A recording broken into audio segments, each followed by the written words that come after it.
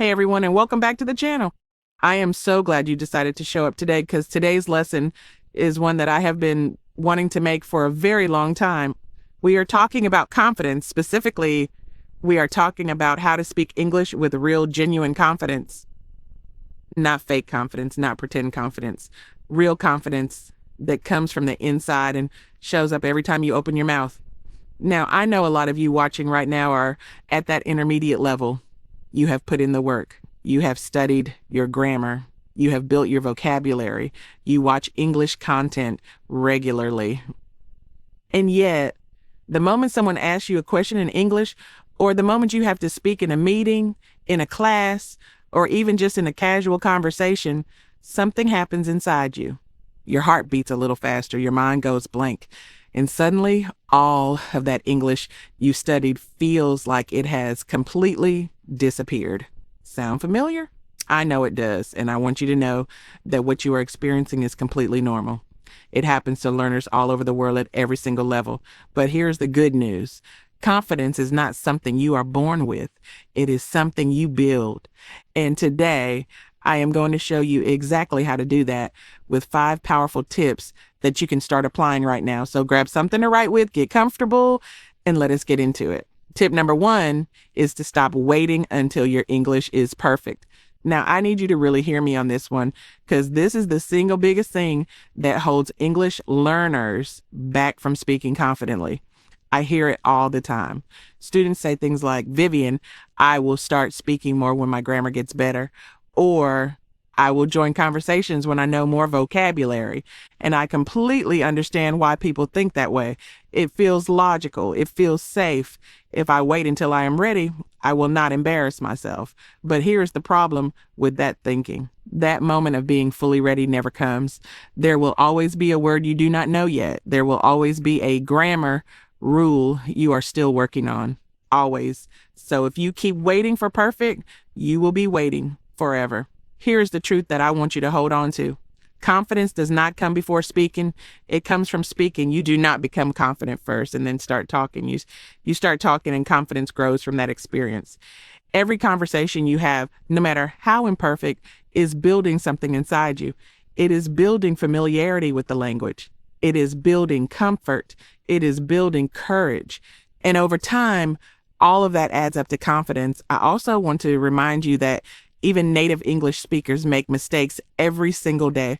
They mispronounce words, they forget names, they lose their train of thought in the middle of a sentence, and nobody thinks less of them for it. So why are you holding yourself to a standard that even native speakers do not meet? Give yourself permission to be imperfect and just speak. The expression I want you to learn from this tip is embrace the process.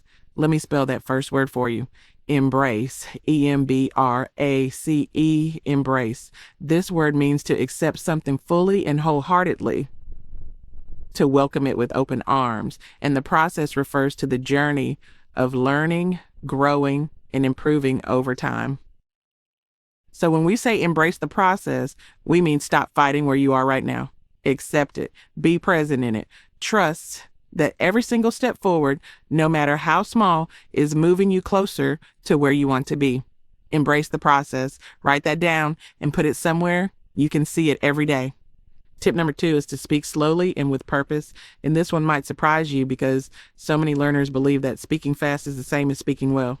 They rush through their sentences trying to sound fluent, trying to sound like a native speaker, and then they stumble. They lose their place. They forget the word they were reaching for, and then the confidence drops. But I want you to think about this for a moment.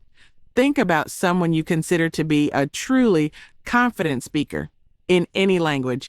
Are they rushing? Are they tripping over their words? No, they are calm. They are clear. They take their time. They pause when they need to think. And that deliberate, unhurried way of speaking is actually what makes them sound so confident and so credible. So the next time you are speaking English, I want you to slow down, take a breath before you answer. Let yourself think for a moment and then speak clearly and with intention. You do not have to fill every single second of silence with words. Pausing is not a weakness. Pausing shows that you are thoughtful. It shows that you are choosing your words carefully. And that is a sign of a strong communicator, not a weak one.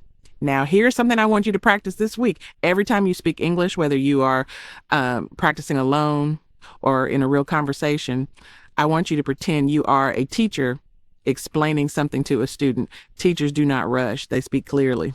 They repeat important points. They pause to let things sink in. Channel that energy when you speak and watch how much more confident you feel.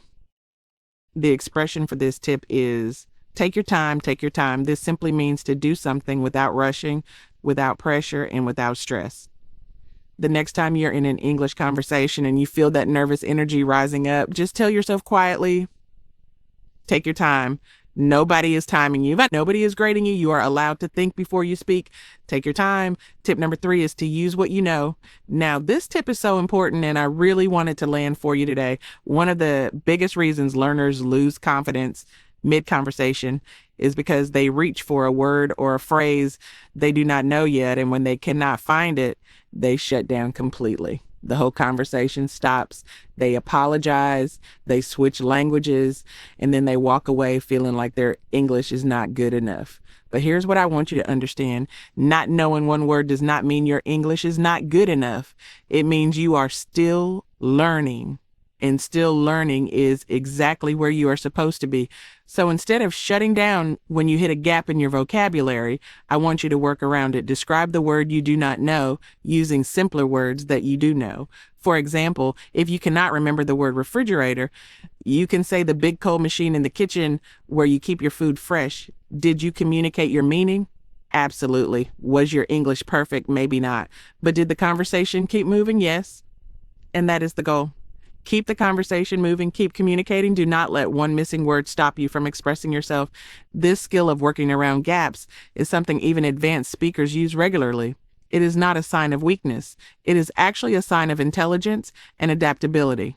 And it gets easier the more you practice it. The vocabulary word for this tip is resourceful. RESOURCEFUL,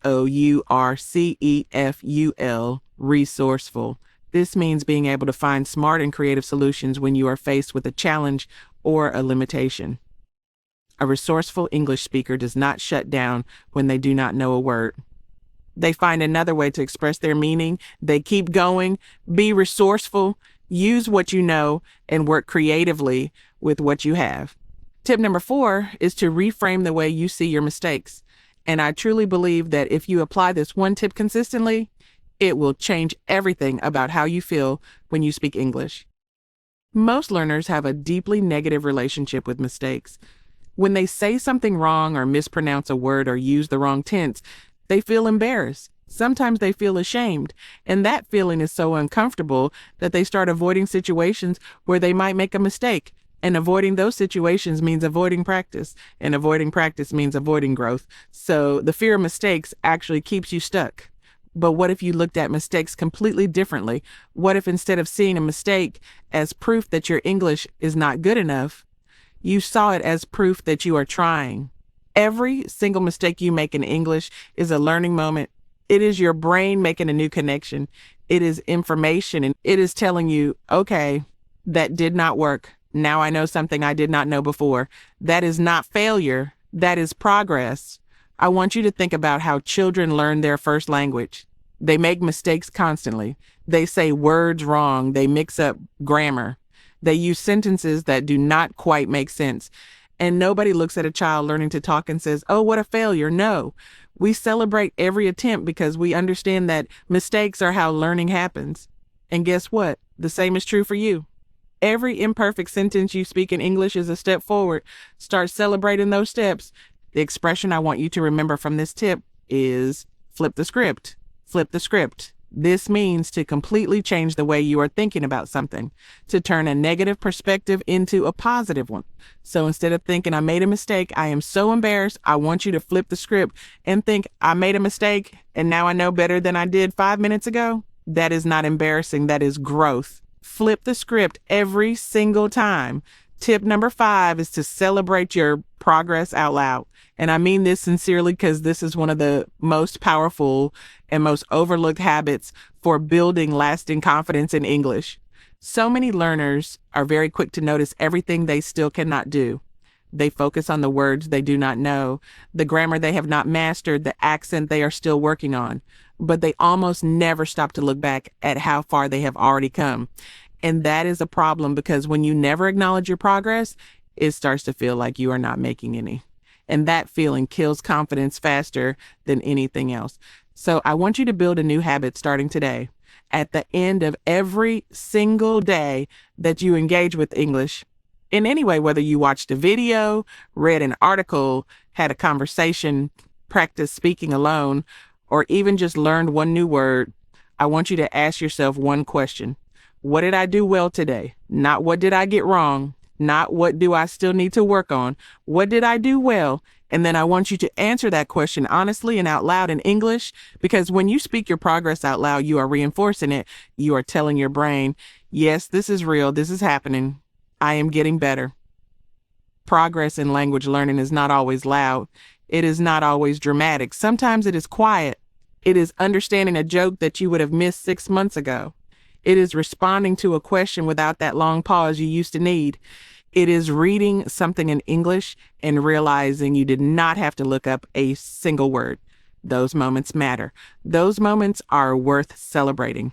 The expression for this final tip is give yourself credit.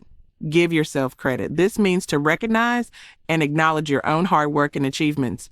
You have shown up. You are here. You are learning. You deserve credit for that. So from today, make it a habit every day. Give yourself credit for the progress you are making, no matter how small it seems. So there you have it. 5 tips to help you speak English with real confidence. Number 1, stop waiting for perfect and just start speaking. Number 2, slow down and speak with purpose. Number 3, be resourceful and use what you know. Number 4, flip the script on how you see your mistakes. And number 5, celebrate your progress and give yourself credit every single day. Confidence is not a destination. It is not something you arrive at one day and then you have it forever. It is something you practice.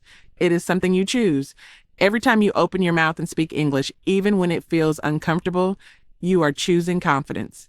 And every single time you do that, it gets a little bit easier, a little bit more natural, a little bit more like you. I believe in you. I truly do. And I will be right here with you every step of the way. I will see you in the next lesson. Keep going. You are doing better than you think.